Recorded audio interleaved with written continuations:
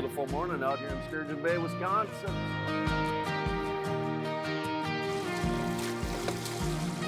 Good boy. Hey, good morning. Out here with Salmon Depot Sport Fishing in Sturgeon Bay, Wisconsin, doing a little salmon fishing with the Cannon team. Doubled up right now. Got a little chaos going this morning. We got one on a spoon right now, one on a high diver going. That's what we like. It's a beautiful day out here. Try to fill the box with some beautiful Lake Michigan salmon. Got him. Good. Another king salmon from a flasher fly this time. So, no big secret, just a flasher and a fly. This is a stinger flasher with a Howie fly on it.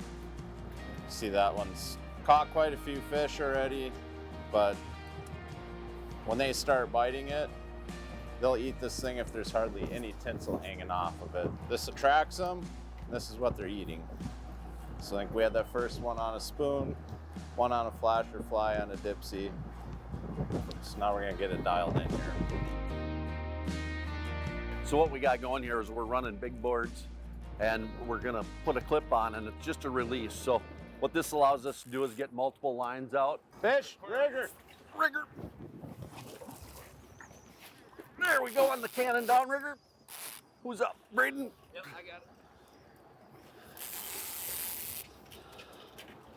77 down. I'm gonna hit auto up and get this rigger out of the way. The cool thing about the Optimums is I just hit auto up. I didn't even have to look at the depth because when I go back, it automatically stores that depth.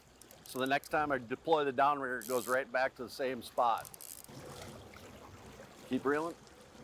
Keep reeling. There we go. Oh. There we go. Yeah, that's a good one. There's what you come to Lake Michigan for. Cannon downriggers and giant kings. Yeah, that's a nice one. Nice job, bud. That one's got some shoulders on it. That's what it's all about right there. So all I did is hit the target arrow, and you can see right here on the screen, the last depth was 77 foot. Hit the arrow down, right back to where it just came from.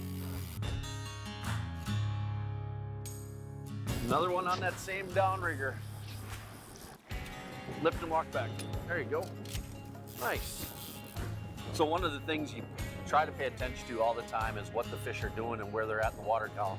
Now that's been 2 bites on this particular color at a certain depth. So what we're gonna try to do is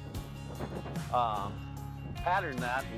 I mean, it's just the start of a pattern. So we'll put this back down, see if that happens again, and then we'll start to target that same depth range with more rods. Keep reeling right to the dipsy. Just lift and walk back. Lift high to the sky. Walk back.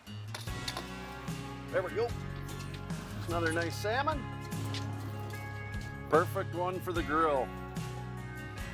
That same combination. This one's been a good one today too. One of the things that we've kind of come to the conclusion is that green's been the color today.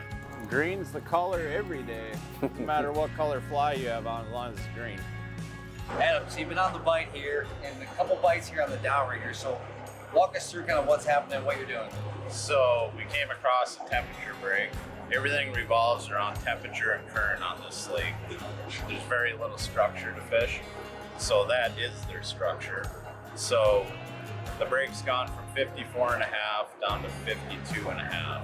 So I've been running around the boat, and the cool thing with the Optimal being Bluetooth to the fish hawk, I have all that data on there so I can see my surface temp, which is what they're all hanging on. So I know when I gotta go up and turn the boat and get back on that temperature break. So I have it on all 3 downriggers. I can see it on my Helix and the fish hawk as well. So no matter where I am in the boat, I can see it. I know when we have to turn and stay on that break. And So you're really using that fish hawk to know the temperature down there where the fish are at. Yep. Make sure we can keep our bait there. exactly. Gotcha. Awesome.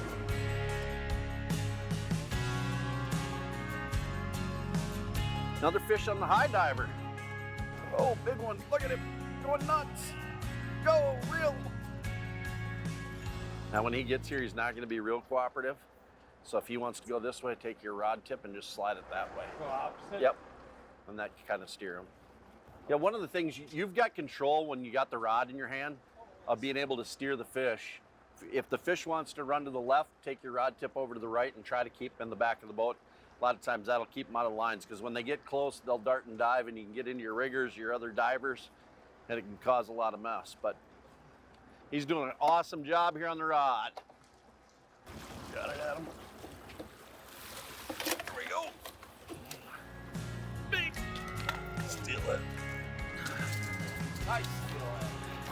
Hey everybody, Mark's resetting that line we just caught the fish on, and we're gonna keep fishing for a little bit, but we're all done with the show today. So we've been catching them throughout the entire water column, but we have had a fair amount of downrigger bites today, so check them out at cannondownriggers.com. I'm Adam Rasmussen, and from everybody here on the boat, Midwest Outdoors will be right back.